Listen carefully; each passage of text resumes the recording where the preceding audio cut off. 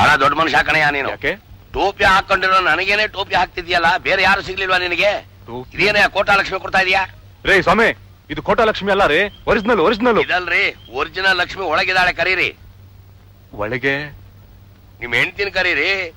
ಎಲ್ಲಿ ಮದುವೆ ಕರೆದ್ರೆ ಅಕ್ಕಿ ಖರ್ಚಾಗತ್ತೋ ಅಂತ ಸದ್ದಿಲ್ದೆ ಕತ್ತಂದು ಒಳಗಿಟ್ಟಿದ್ರಲ್ಲ, ಆ ಮಹಾಲಕ್ಷ್ಮಿ ಕರೀರಿ. ಓ ತುಳಸಿ, ತುಳಸಿ ಇವ್ರು ಗೋವಿಂದರಾಜು ಅಂತ, ಈ ಒಟ್ಟಾದ ಯಜಮಾನ್ರು. ಇವಳೇ ನನ್ನ ಹೆಂಡತಿ ತುಳಸಿ ಅಂತ. ನಮಸ್ಕಾರ. ಚೆನ್ನಾಗಿರು ತಾಯಿ.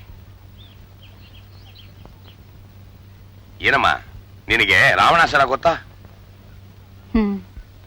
ಕಂಸ ಗೊತ್ತಾ? ಕೀಚಕ, ಬಕಾಸುರ, ಅದೆಲ್ಲ ನನ್ನ ಹಿಂದಿನ ಜನ್ಮಗಳು ತಾಯಿ. ಈ ಕಲಿಯುಗದಲ್ಲಿ ಈ ವಟಾರದ ಓನರ್ ಆಗಿ ಹುಟ್ಟಿದೀನಿ. ನಾನು ಗಟ್ಟಿಯಾಗಿ ಬಾಡಿಗೆ ಕೇಳಿದ್ರೆ ನೀವು ಅನ್ನೋದೇ ಹಾಗೆ ತಾನೆ, ರಾಕ್ಷಸ ನನ್ನ ಮಗ ಅಂತ.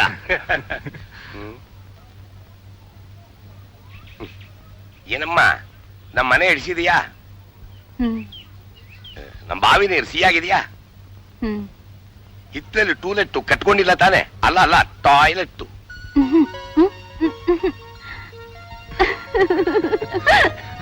ಹೀಗೆ ಮನೆ ಮಹಾಲಕ್ಷ್ಮಿ ನಗನಗ್ತಾ ಇರಬೇಕು. ತಗೊಮ್ಮ. ತಗೊಳ್ಳೆ.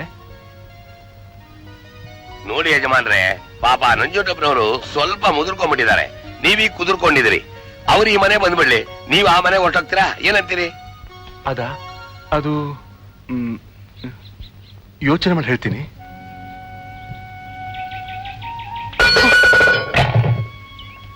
ಸ್ವಲ್ಪ ನೋಡ್ಕೊಂಡು ಹೋಗ್ಬಾರ್ದೇನಮ್ಮ?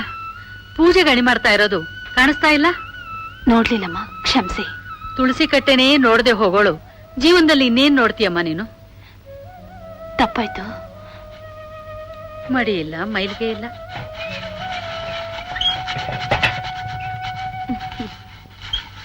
ನೀವು ನಮ್ಮನೆಗೆ ಬರ್ತಿದ್ದೀರಂತ ಹೌದಾ? ನಮ್ಮ ಯಜಮಾನ್ರಿಗೆ ಬೇಡ ಅಂದೆ. 500 ರೂಪಾಯಿ ಬಾಡಿಗೆ ಜಾಸ್ತಿ ಆಗುತ್ತೆ ಅಂದ್ರೆ ಅವ್ರು ನನ್ ಮಾತೇ ಕೇಳಲ್ಲ. ನೀವು ನಮ್ಮನೆಗೆ ಬರ್ತಿದ್ರಂತೆ ಹೌದಾ? ಹೌದು ರೀ, ನಮ್ಗೆ ಸ್ವಲ್ಪ ಕಷ್ಟ ಇದೆ. ಓಹ್, ಈ ಹಗ್ಗ ನಿಮ್ದ? ಅಲ್ಲ, ಜಯಲಕ್ಷ್ಮ ಮುಂದೆ. ಎಷ್ಟು ಸಣ್ಣಗಾಗೋಗಿದೆ? ಮೂಕಣ್ ಹೇಳಕ್ಕ ಸಣ್ಣಗಾರ್ದೆ ಹೋಯ್ತದ. ನಮ್ ಯಜಮಾನ್ರು ಅವ್ರಿಟ್ಟು ಹಗ್ಗ ಕೇಳ್ಬಿಡ್ರೆ ಜಯಲಕ್ಷ್ಮಿ ಅಂತ 30 ರೂಪಾಯಿ ಕೊಟ್ಟು ಹಗ್ಗ ತಂದು 3 ತಿಂಗಳಾಗ್ಲಿಲ್ಲ. ಅದ್ ರುಟ್ ನೋಡು ಹೆಂಗದೆ. ಈ ಗಟಾರ್ದಾಗಿರೋ ನೀರ್ ಸೇದಕಿ ಒಟ್ಟಾರ್ದಾಗಿರೋರ್ಗೆಲ್ಲ ನಮ್ ನಗನೇ ಆಗಬೇಕು.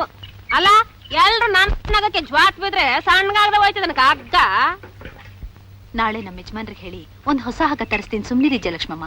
ಅಯ್ಯ, ಸುಮ್ನಿರ್ತೀನಿ ಹೇಳಕ್ಕ. ಈ ಒಟ್ಟಾರ್ದಾಗಿರೋ ಶ್ರೀಮತಿಗಳೆಲ್ಲ ಇದೇ ಮಾತ್ನ ಹೇಳರು. ರಾತ್ರಿ ಉಂಡ್ ಮಲಗಿದ್ ಕೂಡ್ಲೆ ಈ ಹಗ್ಗ ದಿವ್ಸ ಮರ್ತು ಬೆಳಗಾಗೆ ನನ್ ಹಗ್ಗಕ್ಕೆ ಬರ್ತಾರೆ.